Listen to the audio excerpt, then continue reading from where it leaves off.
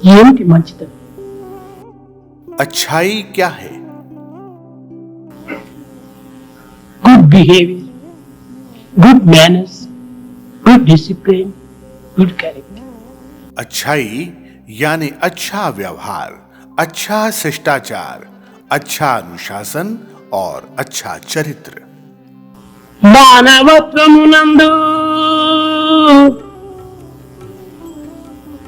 సత్య, ధర్మ, శాంతి, ప్రేమ, అహింస, ఈ ఐదు ప్రతి మానవునికి పంచ ప్రాణము।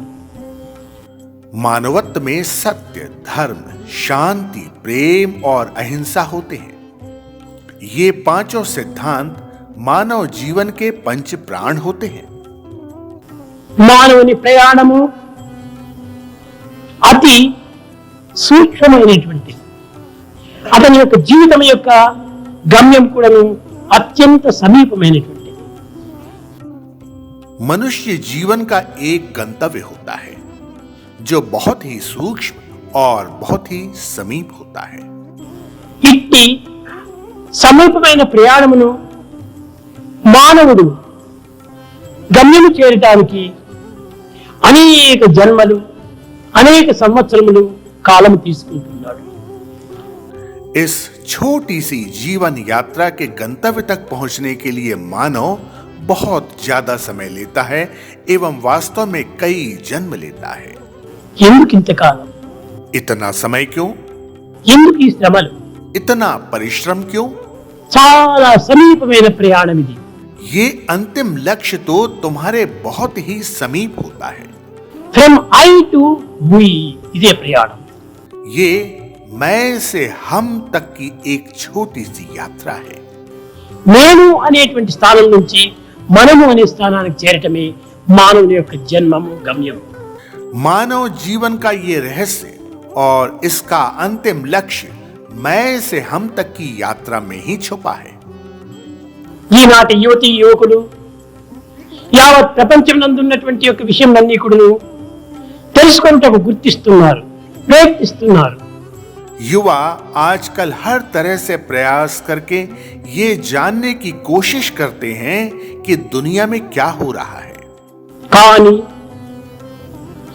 ఒక్క ప్రధానమైనటువంటి యొక్క సత్యాన్ని గుర్తించుకోలేకపోతున్నారు। परंतु वे मूलभूत सत्य को समझ नहीं पाते।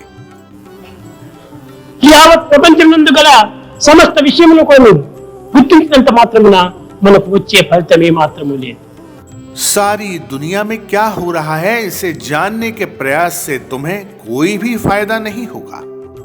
ఎన్ని శక్తులు సాధించి కూడాను ప్రయోజనం లేదు। अनगिनत दक्षताओं को प्राप्त करके भी इसका केवल सीमित उपयोग ही कर सकते हैं। లోకములో వేలాది మంది మేధావులు ఉన్నారు। विश्व में हजारों मेधावी बुद्धिजीवी हैं। లోకములో వేలాది మంది, అనేక మంది పండితులు ఉన్నారు। कितनी भी दक्षता प्राप्त कर लें इसका कोई उपयोग नहीं है। కానీ విద్యావంతులు ఉన్నారు। आज बहुत सारे विद्वान, मेधावी और पढ़े लिखे लोग भी हैं। గొప్ప తెలివితేటలు గలవారు ఉన్నారు। बहुत अधिक बुद्धिमान लोग भी उपस्थित हैं। కానీ నుండి ప్రయోజనం ఏమిటి? परंतु इन सभी लोगों का क्या उपयोग है? మొట్టమొదట తనను తాను తెలుసుకోవాలి। सबसे पहले स्वयं को जानो। తనను తాను తెలుసుకొనక ఎన్ని తెలుసుకుని ప్రయోజనం ఏమిటి? स्वयं को जानो। यदि तुम स्वयं को नहीं जानते हो तो बाकी सब कुछ अनुपयोगी है। ఇవన్నీ ఇప్పుడు నిరుపయోగమైనటువంటి పనులే, నిరుపయోగమైనటువంటి విద్యలే। बाकी सब कुछ अनुपयोगी कार्य है। ये सब निरुपयोगी विद्या है। కనుకనే మానవుడు తెలుసుకోవాల్సినటువంటిది తన తత్వాన్ని తాను గుర్తించడానికి ప్రయత్నించాలి। सर्वप्रथम मानव को ये जानना चाहिए कि वास्तविक रूप से उसकी आंतरिक प्रकृति कैसी है। మానవుడు ధనమును కోల్పోతున్నాడు। मानव अपनी समृद्धि को खो रहा है। కానీ దీన్ని ఏదో శ్రమపడి తిరిగి దీన్ని సంపాదించుకోవచ్చు। ये समृद्धि कड़ी मेहनत से पुनः प्राप्त की जा सकती है। అనేక మంది మిత్రులను కోల్పోతున్నారు। हम हमारे अनेक मित्रों को खो रहे हैं। దేనిని పోయిన తిరిగి మనం సాధించుకోవచ్చు। కానీ మానవతా విలువలే పోయినా తిరిగి మనం సంపాదించుకోలేము. यदि आप कुछ भी खोते हैं तो आप उसे पुनः प्राप्त कर सकते हैं, परंतु एक बार मानवीय मूल्यों को खो दिया तो वे पुनः प्राप्त नहीं किए जा सकते. ఈనాటి మానవుడు అన్నింటినీ సాధించాడు, కానీ ఈ మానవతా విలువలు మాత్రము పోగొట్టుకున్నాడు. मानव आज सब कुछ निपुणता से प्राप्त कर रहा है, परंतु वो मानवीय मूल्यों को खो रहा है. ఒక్కొక్కటి ఒక్కొక్క ప్రాణం వంటిది. प्रत्येक मानवीय मूल्य जीवन की सांस है. మానవుని నుండి సత్యమే మనం మెరుగుదిద్దినా సత్యం పోయినటువంటి ప్రాణి అవుతాడు వీడు. यदि सत्य ना हो तो मानव का जीवन सत्य विहीन हो जाएगा. ధర్మమే ఆచరించకుండా తాను రెండో ప్రాణం పోగొట్టుకున్నవాడు అవుతాడు. यदि धर्म ना हो तो वो उसके जीवन का दूसरा प्राण खो देगा. రెండేమిటి, మూడేమిటి, నాలుగేమిటి, 5 ప్రాణాలను కూడా పోగొట్టుకున్నాడు ఈనాటి మానవుడు. 2 क्या, 3 क्या, 4 क्या, मानव ने 5 प्राणों को खो दिया है. ఈనాటి మానవుడు కేవలం ప్రపంచం లోపల కృత్రిమైనటువంటి జీవితాన్ని గడుపుతున్నాడు.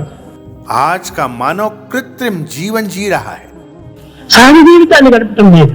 वो एक प्राकृतिक और सच्चा जीवन नहीं जी रहा है. సహజ గుణములు తండ్రి ఎందు లేవు.